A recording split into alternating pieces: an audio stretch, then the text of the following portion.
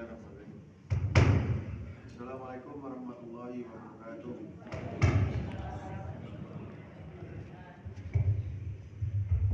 Innal hamdalillah nahmaduhu wa nasta'inuhu wa nastaghfiruh wa na'udzu billahi min shururi anfusina wa min sayyiati a'malina.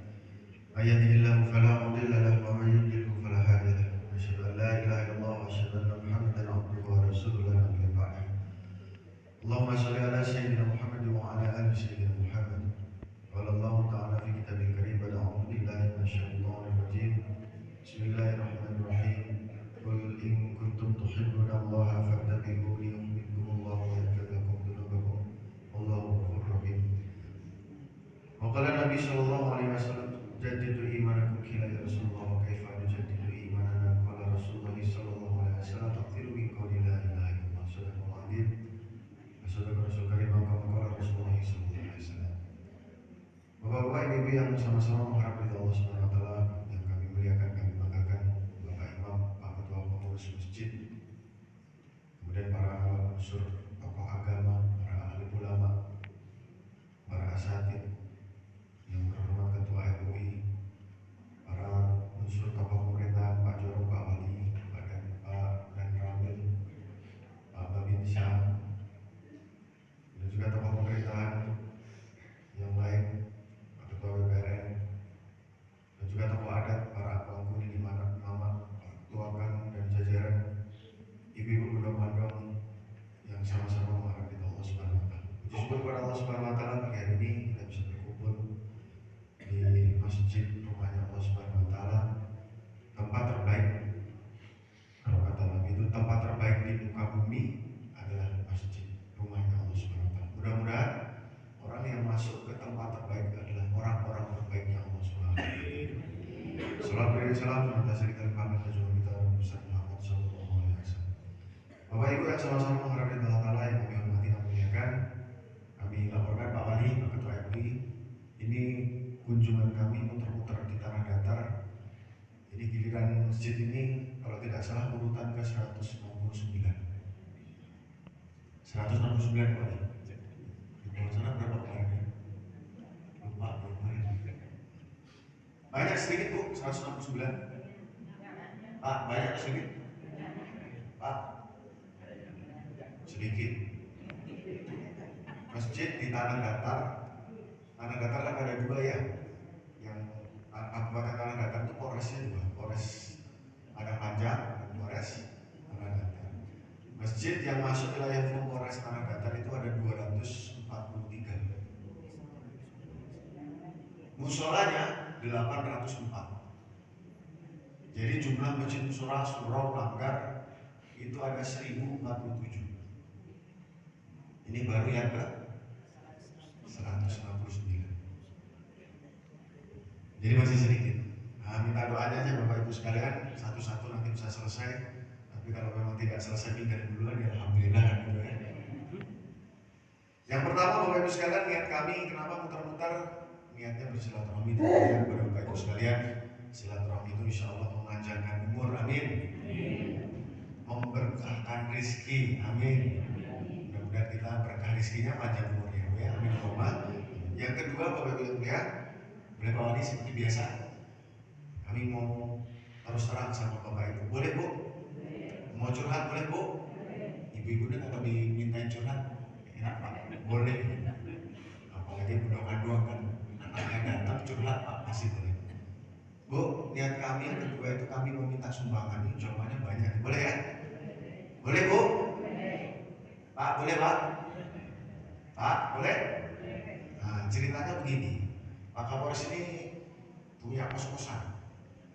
Nah, ini Reno mau dibesarkan begitu karena yang masuk sana itu banyak gitu.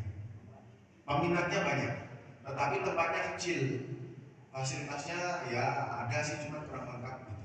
Nah, ini rencananya mau kita renovasi supaya orang-orang banyak betah di sana dan tertarik untuk nginep di kos-kosan. Boleh Bu ya? Kita sumbangan Bu? Boleh? Boleh Pak?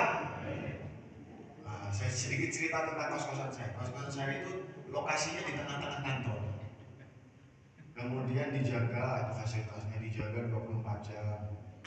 Terus ada CCTV-nya. kamar mandi di dalam Pak, mandi di dalam, dikasih makan gratis hari 2 kali. Hasil tas yang lain ada jerujinya warnanya hitam, iya. Nggak ada kasurnya. Nah, sayangnya gitu. Nanti rencana saya kalau saya dapat sumbangan dari Bapak Ibu sekalian, mau saya belikan kasur, saya baguskan catnya, saya kasih AC, saya lebarkan begitu supaya anak kemenakan Bapak Ibu bisa masuk sana semuanya. Boleh Bu? Ya, katanya tadi boleh minta sumbangan. Pak, boleh Pak? Boleh? Boleh ya? Gak mau? Tadi katanya boleh Bu. Jadi Bapak Ibu sekalian boleh gak nih? Oh, Bapak masih ngangguk-ngangguk gitu. Boleh Pak? Boleh. Oh. Bapak Ibu sekalian, jadi sebenarnya keberhasilan polisi itu mengosongkan penjara atau memenuhkan penjara? Mengosongkan penjara atau memenuhkan penjara? Tapi faktanya sampai sekarang, dari pertama kali Pak Kapolres datang ke Tanah Datar sampai sekarang, penjara saya semakin lama semakin penuh. Terus semuanya orang Tanah Datar. Yang nomor 2 saya tanya, seluruhnya orang Islam. Yang nomor 3 kami cek 189 itu yang tidak bisa mengaji hanya 2. Seluruhnya pintar ngaji. Yang 2 ini ngajinya alif bata, apa itu? Iqra. Bisa ngaji pintar. Kemudian saya Bapak Ibu sekalian berpikir, harusnya tidak boleh kayak gini, aneh nih. Katanya dulu pertama kali saya masuk sini, Pak, di sini tuh Tuhan dan Tuhan, betul gue? Di sini ada Sumba Sakti Bukit Marapalang, betul Pak? Di sini ada asas adat Basandi Sarang Basandi. Kok banyak yang masuk penjara? Kan aneh. Aneh Bu, enggak aneh Bu. Aneh enggak Pak menurut Bapak? Pak, aneh enggak menurut Bapak? Yang kedua, ini masalah bukan? Masalah bukan Bu? Bukan masalah kami Pak, itu masalah Bapak gitu. Masalah saya, masalah Ibu atau masalah kita? Masalah kita. Maka Bapak Ibu yang mulia, tujuan kami muter-muter 169 masjid ini, salah satunya adalah ingin mengajak Bapak Ibu bersama-sama menyelesaikan masalah. Mau tidak Bu? Mau tidak Pak? Pak mau? Bantu kami Pak ya? Maka Bapak yang mulia, kami muliakan. Ini tapi udah malam Pak, udah jam 1:30, nggak boleh lama-lama ya. 1:30. Oh ini yang benar. Secara singkat Bapak yang mulia, akan kita bicarakan 4 perkara. Yang pertama sebenarnya masalah ini fenomenanya seperti apa? Kok terjadi yang seperti ini? Apa ini sebutannya, fenomenanya apa? Yang pertama itu fenomenanya apa? Yang kedua penyebabnya apa? Yang ketiga solusi penyelesaiannya apa? Yang keempat siapa yang bertanggung jawab? Yang pertama fenomenanya apa? Yang kedua penyebabnya apa? Yang ketiga solusinya apa? Yang keempat siapa yang bertanggung jawab menyelesaikan? Setuju Bapak Ibu? Kami akan berbicara tidak berlandaskan pengetahuan kepolisian, tapi coba mari kita buka dengan asas kembalikan kepada kitab Allah. Yang pertama Bapak Ibu boleh, tetapi berdasarkan fakta di lapangan Pak. Berdasarkan fakta yang kami temui di lapangan. Yang pertama, fenomenanya apa? Bapak Ibu sekalian, 189 orang tadi, kalau ditanya satu persatu masalahnya apa, kemudian mereka ditanya boleh nggak melakukan perbuatan itu, seluruhnya mengatakan tidak boleh. Pak, masalahnya apa Pak? Narkoba. Bawa berapa? 27 kilo. Memang boleh menyebarkan narkoba, bawa narkoba, makan narkoba? Nggak boleh Pak. Oh masalahnya apa Pak? Berkelahi sama tetangga Pak, rebutan tanah. Memang nggak ada hubungan saudara. Ada Pak 1 tahun. Boleh rebutan tanah sama dengan 1 tahun? Nggak boleh. Masalahnya apa Pak? Nyolong Pak. Masalahnya apa? Menipu Pak tetangga. Masalahnya apa? Berkelahi dengan tetangga. Berkelahi dengan keluarga sendiri. Masalahnya apa Pak? Menipu Pak. Masalahnya apa Pak? Cabul Pak. Mereka semua mengatakan bahwa perbuatan mereka tidak boleh mereka lakukan. Sesungguhnya mereka tahu, tetapi mereka kerjakan. Mereka tahu tetapi mereka sengaja mengerjakan. Ini fenomenanya Bapak Ibu sekalian, sama seperti zaman dulu. Ada namanya satu zaman yang disebut dengan zaman jahiliyah. Ibu tahu Bu zaman jahiliyah? Zaman jahiliyah itu zaman apa Bu? Zaman Pak, zaman jahiliyah itu zaman apa Pak? Seluruh masjid 168 masjid yang lalu saya tanya pasti akan mengatakan zaman jahiliyah itu Pak zaman kebodohan. Betul. Jahil itu bodoh. Tetapi ada makna lain Bu. Dalam bahasa Arab itu namanya artinya sengaja mengganggu atau bisa dikatakan sengaja melakukan. Tahu tapi sengaja. 189 sebagai contoh masuk dalam penjara Polres Datar karena sebagian masyarakat Tanah Datar masih ada yang pikiran dan hatinya masih dalam keadaan jahil. Fenomena. Tahu dia tapi sengaja. Bahkan sampai remaja kita Pak, angka kecelakaan di Tanah Datar ini tertinggi disebabkan oleh kelalaian remaja. Sekarang kita tahu remaja itu usia sekolah. Kalau boleh ditanya, sekolah itu bikin pinter atau bikin bodoh? Bikin pinter. Tetapi kenapa tetap melanggar lalu lintas? Karena tahu tapi sengaja. Fenomenanya gitu. Yang kedua Bapak Ibu ya, penyebabnya apa? Nggak usah pakai kata-kata Kapolres, nggak usah pakai analisa-analisa. Kata-katanya yang dipakai adalah kata-kata Nabi Muhammad SAW. Kenapa orang berbuat jahat? Dalam satu hadis Nabi SAW mengatakan, dalam diri manusia ada segumpal daging. Kalau baik dagingnya maka baik seluruhnya, kalau buruk dagingnya maka buruk seluruh. Nama dagingnya hati. Hati tempatnya apa? Bu, ternyata hati itu tempatnya agama. Jadi agama nggak boleh di sini. Kalau agama di sini, yang berat ditinggal, yang ringan dikerjakan. Sholat subuh berat nggak? Kalau menurut otak berat nggak berangkat ke masjid Pak. Itu kalau pakai otak. Tapi kalau pakai hati berat ringan tetap dikerjakan. Jadi ternyata hati itu tempatnya agama. Sedangkan agama kata ulama kita ada 5. Agama itu berisi tentang ubudiyah, imaniyah, budiyah, muamalah, muasyarah. Iman, ibadah, muamalah, muasyarah. Jadi kalau hatinya buruk, agamanya buruk, maka imannya buruk, ibadahnya buruk, muamalah buruk, muasyarah buruk, akhlaknya juga akan buruk. Kalau agamanya bagus, hatinya bagus, maka imannya baik, ibadahnya baik, muamalah baik, muasyarah baik, akhlaknya baik. Apakah ada Pak contoh buktinya? Ada. Saya ambil lagi kembalikan kepada yang 189. Yang 189 yang masuk penjara tadi Bapak sekalian, ketika sebelum ditangkap seluruhnya tidak ada yang sholat. Inna sholata tanha. Kalau sudah tidak sholat maka ibadahnya pasti akan buruk. Muamalahnya juga akan buruk. Berkelahi, bertengkar, menipu dan sebagainya. Muasyarahnya juga akan buruk. Sama keluarga sendiri berkelahi dan lain sebagainya. Terbukti Pak.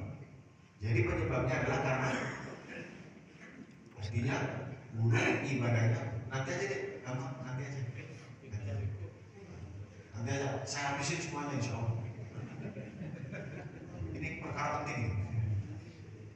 Dua ketemu fenomenanya jahil, penyebabnya rusaknya agak. Nah sekarang yang ketiga Pak, solusinya apa? Solusinya bagaimana mengatasi orang yang hatinya buruk, ya agamanya buruk, yang menyebabkan ibadah buruk, tidak sholat, muamalahnya buruk, mencuri, berkelahi dan sebagainya, masalah juga buruk. Solusinya apa kira-kira? Solusi paling singkat, paling tepat adalah jangan sampai orang berbuat jahat. Balikkanlah kondisi hati supaya hatinya menjadi baik, agamanya baik. Itu solusinya, kata Nabi. Kan begitu. Tidak usah dikasih yang lain-lain, dikasih itu aja. Bagaimana agamanya baik, hatinya baik, tidak melakukan kejahatan dan sebagainya. Maka Bapak Ibu lihat, Pak Kapolres bersama teman-teman putar-putar ini menawarkan ingin mengajak Bapak Ibu kerjasama bagaimana programnya balik ke surau 100% laki-laki balik masuk ke dalam masjid ketika azan berkumandang untuk mengerjakan sholat berjamaah. Resepnya cuma itu Pak. Go. Empat gitu. Saya punya motor. Cara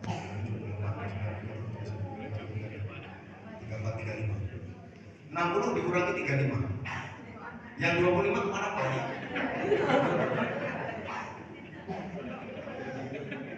Baik sangka Pak Wali sholat di rumah. Yang sholat di rumah berapa Pak Wali?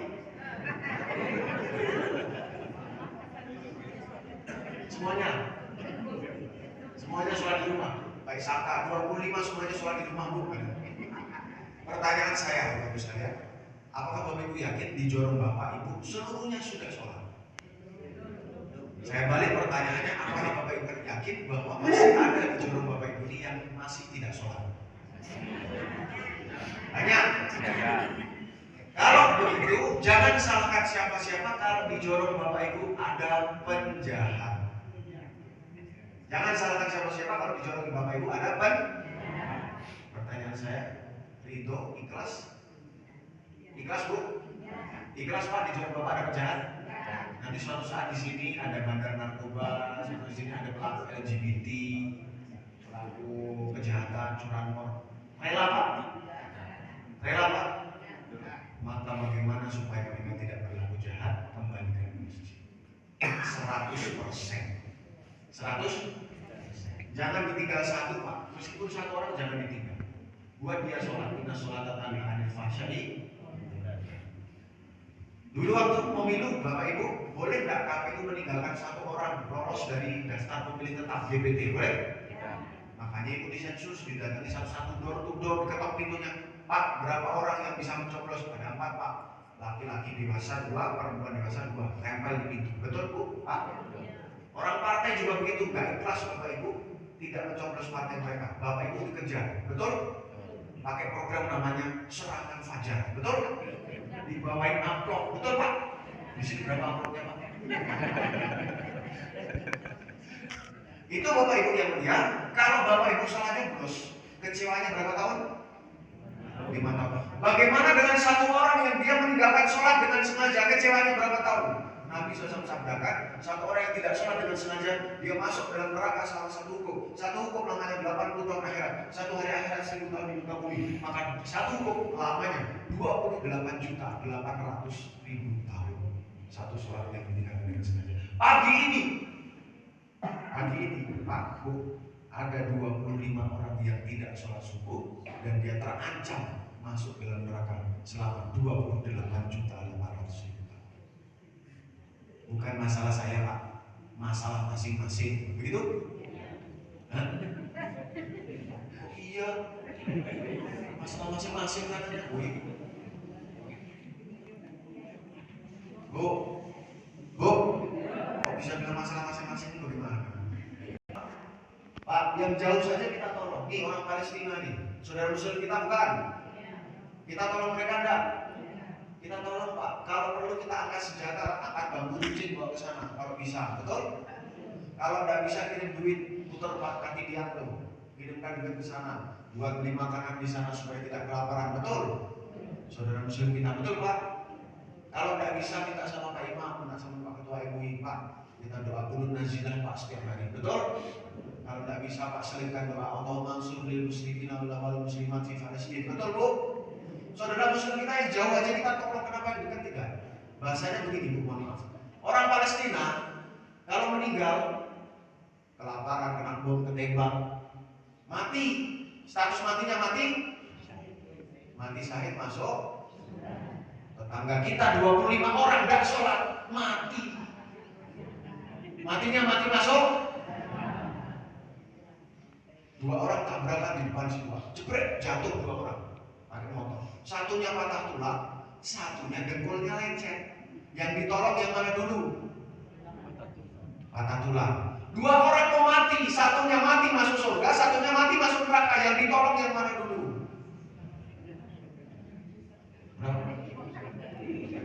Berapa? Bu? Yang masuk mana? Masuk surga. Kan ya Allah, yang mana dulu Bu? Dua-duanya gimana sih? Saya ulangi, 1 orang masuk surga matinya, 1 orang masuk neraka matinya. Yang ditolong yang mana dulu? Masuk surga? Hah? Masuk neraka. Jadi Bapak Ibu kalau mau nolong orang Palestina boleh, tetapi tolong dulu tetangga kita yang nggak sholat 25 orang, maksud saya itu. Betul Pak? Maksud saya, udah belum ditolong. Nah itu yang jadi masalah Pak. Maka 100% laki-laki balik masuk ke dalam masjid ketika azan berkumandang adalah yang pertama jemput mereka Pak. Datangkan ke masjid 100% jangan bertinggal satu orang. Kenapa dijemput? Bapak Ibu sekalian, orang semuanya tahu nggak di sini ada masjid? Melihat nggak di sini ada masjid? Dengar azan nggak? Kenapa tidak datang ke masjid? Bukan mata yang buta tetapi bukan telinga yang tuli tetapi hatinya buta dan tuli. Pak, Bu, ada orang buta dan tuli duduk di tengah rel kereta api. Apa yang kita kerjakan? Caranya diangkat. Kalau Bapak Ibu datang ke sana ngangkat langsung ngamuk dia. Gak kenal siapa Bapak siapa Ibu karena buta dan tuli. Betul? Cara terbaiknya adalah yang pertama, Bapak Ibu pakai mikrofon atau pakai handphone teriak-teriak. Awas saudara, di situ ada rel kereta api, sekali kereta api mau lewat begitu. Bisa? Ya bisa? Nggak bisa. Kita ada tuh di mancing aja. Kalau ibu bapak memakai mic, memakai handphone, Pak awas mikir-mikir. Yang ada Bapak Ibu dikatakan gila. Masa orang buta sama tuli di telepon tidak pakai mic, tidak pakai suara pengeras suara? Tidak bisa, karena buta dan tuli. Cara terbaiknya, yang pertama, ibu bapak datang ke sana. Tidak bisa pakai mic. Yang kedua, dielus-elus punggungnya pelan-pelan, dipijit-pijit tangannya pelan-pelan, supaya dia tahu ada orang yang sayang sama dia. Betul? Yang ketiga baru diangkat pelan-pelan. Yang keempat baru dipindahkan. Saya ulangi. Datang ke sana, dipijit-pijit, disentuh-sentuh pelan-pelan. Yang ketiga, diangkat pelan-pelan, baru dipindahkan. Caranya bagaimana Bapak Ibu? Sekarang saya tanya, bagaimana saudara kita yang hatinya buta dan tuli untuk bisa masuk ke dalam masjid? Caranya bagaimana?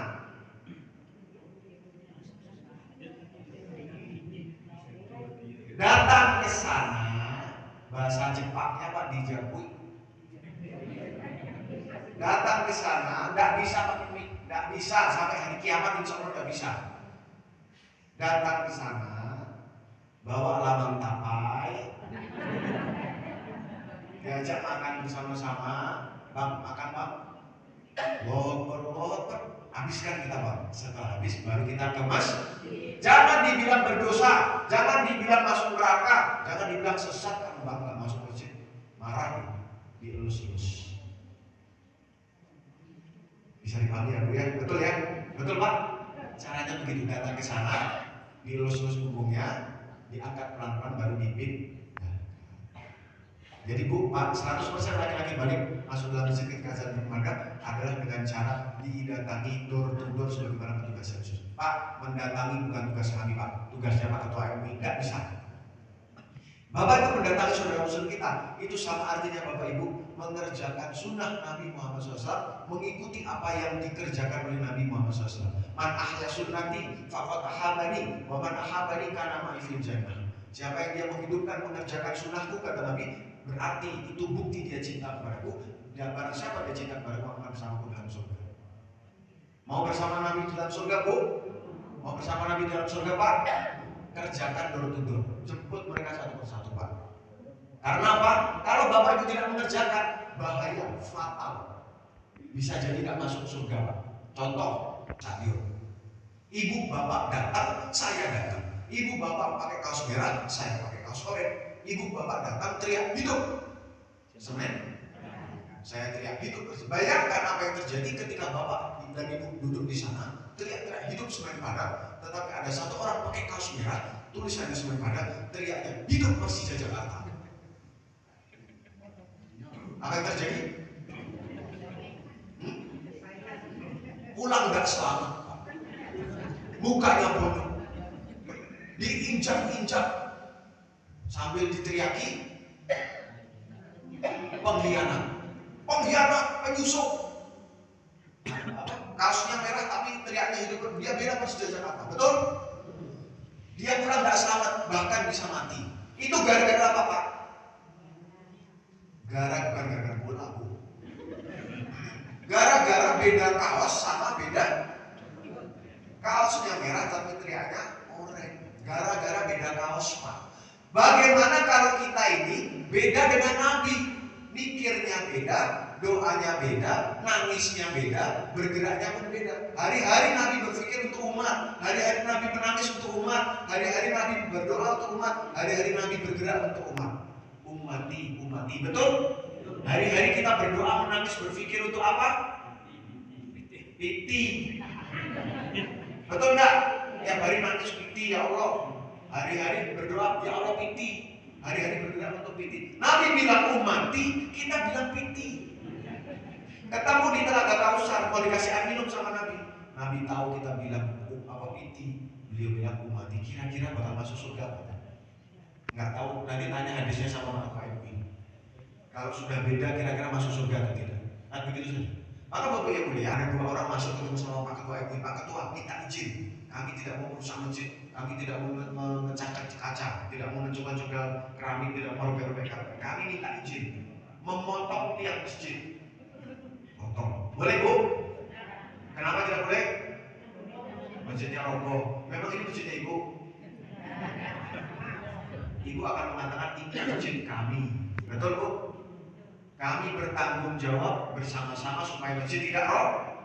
Nabi SAW sabdakan, barang siapa dia sholat, dia menegakkan tiang agama. Barang siapa dia tidak sholat, dia merobohkan tiang agama. Pagi hari ini 25 orang di Jorong ini, ada yang masih 25 orang merobohkan tiang agama. Bapak Ibu diam saja. Maka tanggung jawab kita bersama. Selesai Pak. Punyanya orang mana? Balik ke surau, punyanya orang mana Bu? Anak di pangku, kemenangan dibanting. Kemenangan dibimbing, orang kampung dipatingkan, anak disayang dibawa ke rumah, kemenangan disayang dibawa ke surau. Kamar mereka Pak Kapolres muter-muter 168 masjid, tidak pernah menemukan meskipun hanya 25%. 25% saja, kasus 100. Tidak ada anak kemenangan masuk dalam masjid ketika subuh. Di mana sekarang ini? Mereka tidak ada di surau, mereka adanya di lampau, bablas. Sampai akhirnya mereka ada di tempat-tempat maksiat, sampai akhirnya mereka ditangkap sama polisi. Padahal harusnya di dalam surau. Betul Pak? Kok nggak dicari Bu? Dicari nggak? Pak, dicari nggak Pak? Anak kemana Bapak harus di sini. Kalau dia di dalam surau Pak, mereka diajari sama bapaknya, mereka diajari sama mamanya yang datuk yang ulama, mereka diajari sama orang kampung. Diajari apa? Yang pertama agama. Agama itu apa? Tauhid, la ilaha illallah Muhammadur Rasulullah. Yang kedua faraid, fikih, puasa, zakat, haji, sholat, sedekah, umroh dan lain sebagainya. Yang ketiga diajari Quran, membaca dan menghafalkan. Betul? Yang kedua diajari adat. Diajari adat yang sebelah mana? Pada itu akan mengajarkan adat dan saban adat. Adat teradatkan, adat diadatkan, adat istiadat Minangkabau. Betul? Yang ketiga diajari adab. Apa itu adab? Sopan santun, tata krama, musyawarah untuk mufakat, silek, dan kemudian juga patatah petitih. Betul Pak? Betul Pak? Betul. Belajar mereka dari bapaknya, mamanya, ulamanya. Tidak belajar juga dari orang kampung. Mereka sekarang belajar dari sini. Setan kepeng. Habis Pak Minangkabau, rusak. Bapak Ibu sekalian, Pak Kapolres bukan orang Minang Pak. Pak Kapolres orang Jawa. Tapi karena sudah banyak makan lawang tapai, jadi rasa-rasanya dalamannya sudah kayak orang Minang Pak. Pak Kapolres dan teman-teman tidak rela, tidak ikhlas, tidak ridho kalau adat bahasa di sarak-sarak bahasa kita belum tenggelam dan terinjak-injak karena kelakuan kita sendiri. Kembalikan mereka ke masjid Bapak Ibu sekalian. Jemput mereka, pastikan 100% tidak ada yang tertinggal sekalipun. Satu orang pun masuk ke dalam masjid supaya mereka menjadi orang yang taat kepada Allah Subhanahu wa taala. Yang paling terakhir Bapak Ibu ya, rumusnya yang pertama kerjakan betul. Jemput mereka. Kalau Bapak Ibu tidak kerjakan tidak akan berubah keadaan Pak. Karena istiqomah berlanjut sampai kapan istiqomahnya? Sampai Bapak dan Ibu mati. Sampai Bapak dan Ibu mati. Yang ketiga yang paling penting, jangan berpikir hasil waktu habis. Yang ketiga, jangan berpikir hasil. Kerjakan istiqomah, jangan berpikir hasil. Innaka la tahdi man ahbabta, walakin Allah yahdi man yasha. Muhammad, kamu berkali-kali datang kepada Abu Thalib, kamu tetap tidak bisa memberikan hidayah. Karena yang memberikan hidayah, jadi jangan berpikir hasil. Kerjakan istiqomah, jangan berpikir hasil. Bayangkan Bapak Ibu yang mulia, kalau 1047 masjid musala Surawangan di tanah datar, seluruhnya laki-laki baliknya masuk dalam masjid ketika azan berkumandang. Apa yang terjadi? Walau anna ahlul qura amanu wa taqau la fatahna alaihim barakatin minas samai. Kalau seandainya penduduk dalam satu negeri, negara, jorok, kabupaten beriman dan bertakwa, iman sempurna, takwanya sempurna, implementasi dari iman, maka Allah berikan keberkahan dari atas, keberkahan dari bawah. Yang atas hujannya menyuburkan tanaman, harga sembako tidak melambung tinggi, tidak ada kelangkaan BBM, masyarakat di bawah baldatun thayyibatun warabun. Kalau tidak ada iman dan takwa, tidak dibawa ke masjid, maka yang dari atas jadi bencana, yang dari bawah jadi bencana. Hujannya menjadikan tanah longsor, galundung, banjir, angin puting beliung, gempa bumi. Yang di bawah kehidupan masyarakat kocak-kacir, harga-harga melambung tinggi, gagal panen, LGBT, narkoba, geng motor, judi online, kriminalitas meningkat. Rumusnya cuma satu, pakai cara kita bulog, pakai cara kita caranya Nabi, kembalikan setiap orang datang ke masjid untuk mengerjakan sholat berjamaah. Itu saja mungkin yang perlu kami sampaikan. Sudah lewat dari jam 1. Mudah-mudahan bermanfaat. Sekali lagi Bapak Ibu, saya mau minta akad dijapui Pak ya. Pak, dijapui Pak ya. Pak, dijapui Pak ya. Dijemput ke masjid Pak ya. Untuk ibu-ibu sementara kalau suaminya belum datang ke masjid, jangan dikasih jatah. Suruh ke masjid dulu. Jatah makan, jatah tidur gitu ya. Itu saja Pak Bupati, Pak Wali yang kami hormati, Pak Ketua Masjid yang benar datang dari Allah Subhanahu wa taala, yang saya pribadi menjelaskan subhanallah wa bihamdi, subhanallah wa bihamdika, asyhadu an la ilaha illa anta, astaghfiruka wa atubu ilaik. Assalamualaikum warahmatullahi wabarakatuh.